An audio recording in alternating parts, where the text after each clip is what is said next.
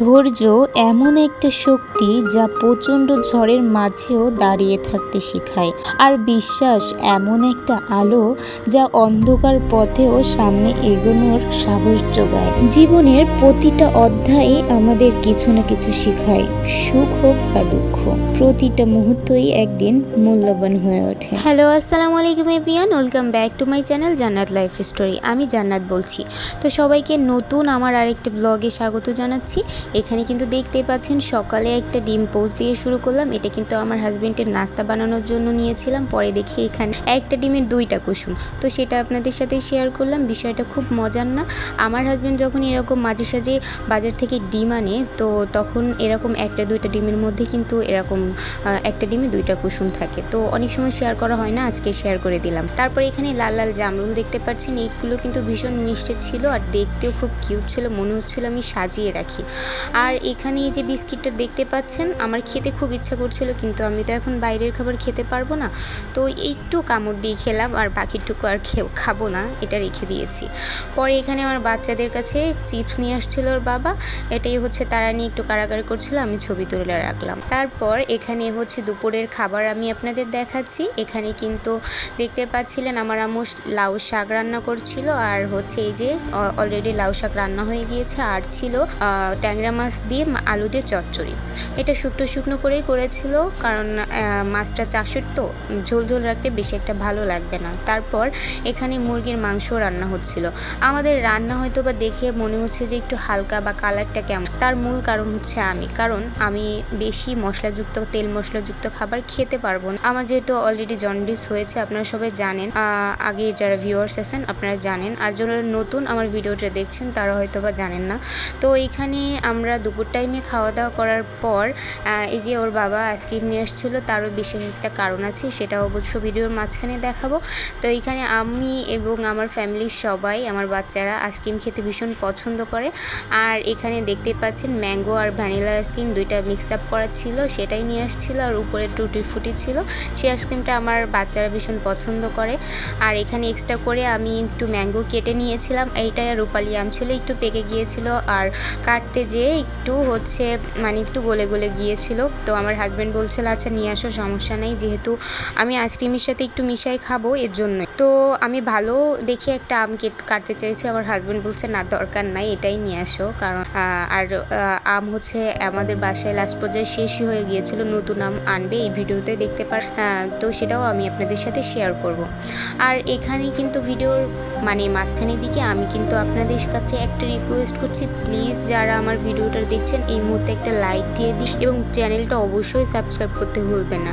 আমি নতুন নতুন ভিডিও ছাড়লেই যাতে আপনারা নোটিফিকেশন পেয়ে যান, এর জন্যই সাবস্ক্রাইব করে রাখতে বলছি। আর বিকালে এখানে দেখতেই পাচ্ছেন আমার মেয়ে কিন্তু আর মেয়ের বাবা কিন্তু যাচ্ছে একটা বিশেষ কারণে, সেটা হচ্ছে খেলার জার্সি কিনবে। তারা হচ্ছে আর্জেন্টিনার সাপোর্ট করে, তো আর্জেন্টিনার খেলার জার্সি কিনতেই হচ্ছে তারা যাচ্ছে। আর এখানে তারা চলে যাওয়ার পর আমি রান্নাঘরে চলে আসছিলাম। রান্নাঘরে এসে একটু আমার মানি প্ল্যান্টগুলো একটু আপনাদের দেখালাম, আবার হচ্ছে এগুলো আমি দেশের বাসা থেকে নিয়ে আসছিলাম মানি প্ল্যান্টগুলো। আর তারপর কিন্তু এখানে দেখাচ্ছি যে আমার কাঁচা পেঁপে আর পাকা পেঁপের সমাহার, এটা ছাড়া মূলত আমার চলা এখন দায় হয়ে গিয়েছে, কারণ এগুলোই এই ফলটাই হচ্ছে আমি ভালোভাবে হজম করতে পারছি। কাঁচা হচ্ছে তরকারি, কাঁচা পেঁপে হচ্ছে তরকারি হিসেবে, আর পাকা পেঁপে হচ্ছে এমনি ফল হিসেবে খাওয়ার জন্য। আর তার পাশে হচ্ছে আমার আম্মু এই যে লুডুস রান্না করেছিল গাজর আলু আর ডিম দিয়ে বাবুদের জন্য, সেটা আমি একদম খাবো না এখন। আর এখানে হচ্ছে আমার জন্য রান্না করেছিল এই যে পেঁপে সিদ্ধ, এটা প্রেশার কুকারে একটু 2-3 সিটি দিয়ে নিয়েছিল। আর তারপর এটা হচ্ছে একটু রসুন পেঁয়াজ দিয়ে হচ্ছে একটু ঘন্ট মতো করবে, এটা হচ্ছে আমি রাত্রে খাবো আর কি, রাতের খাবার হিসেবে এটা করেছিল আর কি। তারপর এখানে কিন্তু এই যে আমার আম্মু এই যে পাকা পেঁপে কেটে রেখেছিল, কারণ আমি সন্ধ্যা টাইমে এখন এটা খাবো। আর এটা কেটে বক্স ভরে রেখে দিব ফ্রিজে, যতটুকু খেতে পারবো এখনই খাবো, আর যতটুকু না খেতে পারবো ততটুকু ফ্রিজে রেখে দিব নর্মালে। আর দেখা যায় যে আমি যেহেতু অল্প খাই, এখন বেশি খেতে পারি না, তো রাত্রেবেলা অনেক ক্ষুধা লাগে, একটু ঘুম ভেঙে গেলে অনেক ক্ষুধা লাগে, তখন আমি ফ্রিজ থেকে বের করে একটু খেয়ে নিই আর কি। আর যদি ক্ষুধা পেটে আবার ঘুমিয়ে যায়, দেখা গেল আমার সারা রাতটাই ঘুম হয়। এই হচ্ছে আমার বর্তমান পরিস্থিতি। তারপরে এই যে দেখতে পাচ্ছেন বাবার মেয়ে কিন্তু বাসায় চলে আসছিল, আর বাসায় চলে এসে এই যে বাবার জার্সিটা আগেই দেখাচ্ছি, মানে আমার হাজব্যান্ডের জার্সি। তো ও সুন্দর একটা জার্সি কিনেছিল, বলছিল যে অরিজিনাল এটা তার কাছ থেকে নিয়েছিল প্রায় 1000 টাকার মতো নিয়েছিল। আর হচ্ছে শুধু বাচ্চার বাবার জার্সিও না, মেয়েদের জার্সিও আছে। আর এখানে কিন্তু কিউট একটা বল, মানে চাবির রিং সহ বল, এটা হচ্ছে গিফট করেছিল। যেই দোকান থেকে জার্সি কিনেছে ওইখান থেকেই তারা গিফট করেছিল। তো আমি বাবাকে বলছি যে তুমি একটা কেন নিয়ে এসেছো, একটা নিয়ে আসলে তো দুইজনেই মিলে মারামারি শুরু করবে, মানে তার বাচ্চাদের কথা বলছিলাম আর কি। তো যাই হোক, পরের দিন কিন্তু আরও একটা ওরকম এনে দেওয়া লাগছে, ওইটা নিয়ে টানাটানি না হলে শুরু করে দিচ্ছিল। তারপরে যে দেখতে পাচ্ছেন এই যে ছোট আমার দুইটা বাবুর হচ্ছে জার্সি দুইটা কিনে নিয়ে আসছে, একটু পরেই তারা হচ্ছে পরবে, দেখবেন মাশাআল্লাহ কত সুন্দর লাগছে তাদের। আর এটা হচ্ছে তাদের বাবার জার্সি। তো তার বাবা কিন্তু আজকে পরে নাই, মানে তার মেয়েকে আজকে পরিয়ে দেখাচ্ছিল। তো যাই হোক, এখানে কিন্তু চকলেট নিয়ে আসছে বরাবরের মতো, বাইরে গেলেই তার মেয়েদের জন্য চকলেট নিয়ে আসলে আমার জন্য নিয়ে আসবে, মানে আমার হাজব্যান্ড। মানে এই বিষয়গুলো, আমি ছোট ছোট বিষয় আমি আসলে খুব লাকি যে বাচ্চাদের জন্য কিছু নিয়ে আসলে সাথে করে আমার জন্যও নিয়ে আসবে। আমি যতই অসুস্থ হই না কেন, যতই আমি বাইরের খাবার না খেতে পারলেও আমার জন্য অবশ্যই নিয়ে আসবে। এই দিক থেকে কিন্তু খুব সে একজন কেয়ারফুল হাজব্যান্ড।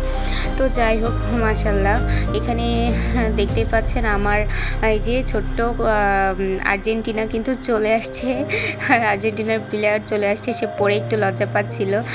সবাই দেখে আমরা খুব মানে হাসাহাসি মজা করছিলাম, সে দেখে কিন্তু চলে আসছিল।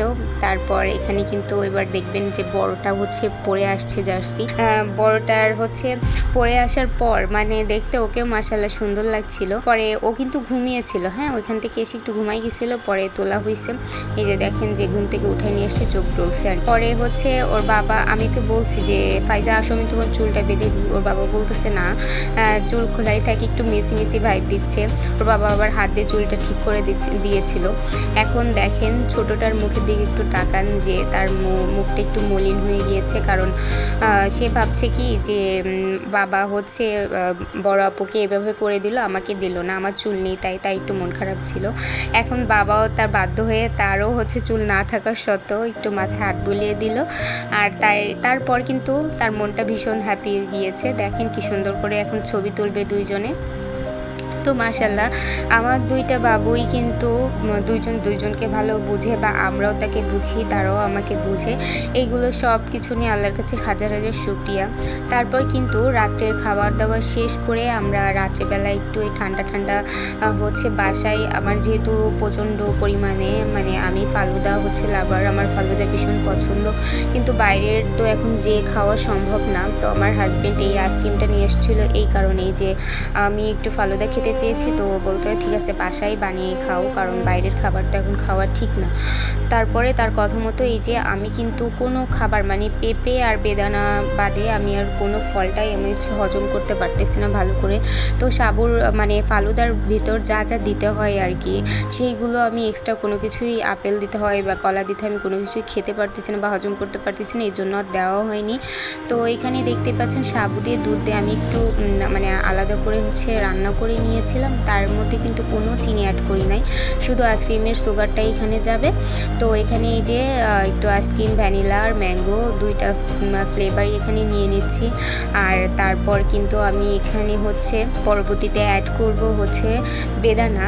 এই যে বেদানা হচ্ছে তার পরবর্তীতে অ্যাড করব। বেদানাগুলো কিনে নিয়ে এসেছিলো আমার খাওয়ার জন্য, কিন্তু বেদানাগুলো দেখেন কেমন একটু ফুলো ফুলো লাগতেছে না, মানে একটা বেদানা পুরোই সাদা, কোনো লাল ভাব নাই, আর একটা বেদানা একটু লাল লাল ছিল, দুটো বেদানা ছিল এখানে, এই জন্য 2 রকম কালার দেখাচ্ছে। কিন্তু খেতে কিন্তু ভারী মিষ্টি ছিল। এটা আমি মানে ও বললো কি, আমার হাজব্যান্ড বললো কি যে এটা হচ্ছে দেশি বেদানা, এর জন্য একটু এরকম খেতে বা দেখতে আর কি। খেতে কিন্তু মিষ্টি ছিল, কিন্তু দেখতে হচ্ছে এরকম সাদাটে ভাব। তারপরে একটা স্পুন দিয়ে নিলাম এবং এটা কিন্তু একটু দেখতেই পাচ্ছেন, এই যে আমি একটু ভিডিও করে নিচ্ছি সুন্দর করে। আর আমার এই যে এই গাছটা দেখতে পাচ্ছেন, বাহারি পাতার গাছটা, এটা কিন্তু আমার ভীষণই পছন্দ, আমি পছন্দ করে কিনেছিলাম। তো এর সামনে যে কোনো জিনিস ছবি তুলতে আমার ভালো লাগে। তারপর এখানে দেখতে পাচ্ছেন, যেহেতু আমি বলেছিলাম যে আমাদের বাসায় আম শেষ হয়ে গিয়েছে, রূপালি আম, আমি যেহেতু রূপালি আম পছন্দ করি, পরে আমার হাজব্যান্ড অনেকগুলো প্রায় 10 কেজির মতো রূপালি আম কিনে নিয়ে এসেছিল, এই যে দেখতে পাচ্ছেন। এবং সে কিন্তু নিজেই কিনে নিয়ে এসে খাটের নিচে আর কি প্লাস্টিকের যে বস্তা থাকে না, ওইগুলোতে হচ্ছে বিছিয়ে আমগুলো রেখে দিচ্ছিল, যাতে আমগুলো একটু কাঁচা ছিল তো যাতে তাড়াতাড়ি পেকে যায়। ফ্রিজে রাখলে কিন্তু এই অবস্থায় পাকতে একটু প্রবলেমই হবে, ঠিক আছে। তো তার মধ্যে কিন্তু একটু কাঁচা কাঁচা যে আমটা ছিল, যে আমগুলো ছিল, তার মধ্যে একটা আম দিয়ে আমাকে বলেছিল যে এটা একটু মাখিয়ে দাও, ঝাল দেওয়ার দরকার নেই, শুধু বিট লবণ দিয়ে মাখিয়ে নিয়ে আসো। তো যে ভাবনা সে কাজ, আমি কিন্তু রান্নাঘরে চলে এসে সুন্দর করে আমটা ছিলে ধুয়ে তারপরে এভাবে কুটে নিয়েছি। আর এটা কিন্তু ওই যে খোসা সবজি খোসা ছেলার যে মানে মেশিনটা থাকে না, ওইটা দিয়ে হচ্ছে ছিলেছি। আর এই যে দেখতে পাচ্ছেন কত সুন্দর করে হচ্ছে পাতলা পাতলা করে ছিলা হয়েছে। তারপর এটা কিন্তু আমি বিট লবণ দিয়ে সুন্দর করে মাখিয়ে নিয়েছি। তারপর হচ্ছে আমরা ফ্যামিলির সবাই মিলে এটা খুব মজা করে খেলাম। আমার হাজব্যান্ড ছিল, আমার আম্মু ছিল, আমার বেবিরা ছিল, সবাই একসাথে খেয়েছি। তো ভিডিওর এই পর্যায়ে আর বেশি ভিডিওটা লম্বা করব না। এতক্ষণ যারা ধৈর্য ধরে আমার ভিডিওটা দেখেছেন সবাইকে অসংখ্য অসংখ্য ধন্যবাদ। আর যারা ভিডিওটি শুরু থেকে লাইক দিতে ভুলে গিয়েছিলেন, এখন এই পর্যায়ে এসে ভিডিওতে একটা লাইক দিয়ে দিবেন, সবার কাছে আমার হার্ডলি রিকোয়েস্ট। এবং আমার চ্যানেলটা অবশ্যই সাবস্ক্রাইব করতে ভুলবেন না। আর অবশ্যই আপনার ফ্রেন্ডস আর ফ্যামিলির কাছে শেয়ার করে দিবেন আমার ভিডিওটি। আর আমার ভিডিওটি ভালো লাগলে অবশ্যই সুন্দর সুন্দর করে কমেন্টস করবেন সেই ভিডিওতে, এবং আপনাদের কমেন্টস এবং আপনাদের নাম আমি অবশ্যই ভিডিওর মাঝখানে পড়ে শোনাবো। কেমন? তো আজকের মতো ভিডিওটা এখানেই শেষ করছি। ভালো লাগলে সবাই আমার পাশে থাকবেন এবং আমার চ্যানেলের সাথেই থাকবেন। সবাই সুস্থ থাকবেন, ভালো থাকবেন। আল্লাহ হাফেজ। এবং আমার জন্য এবং আমার পরিবারের জন্য অবশ্যই দোয়া করবেন। সবাইকে আজকের মতো tata, bye bye, take care.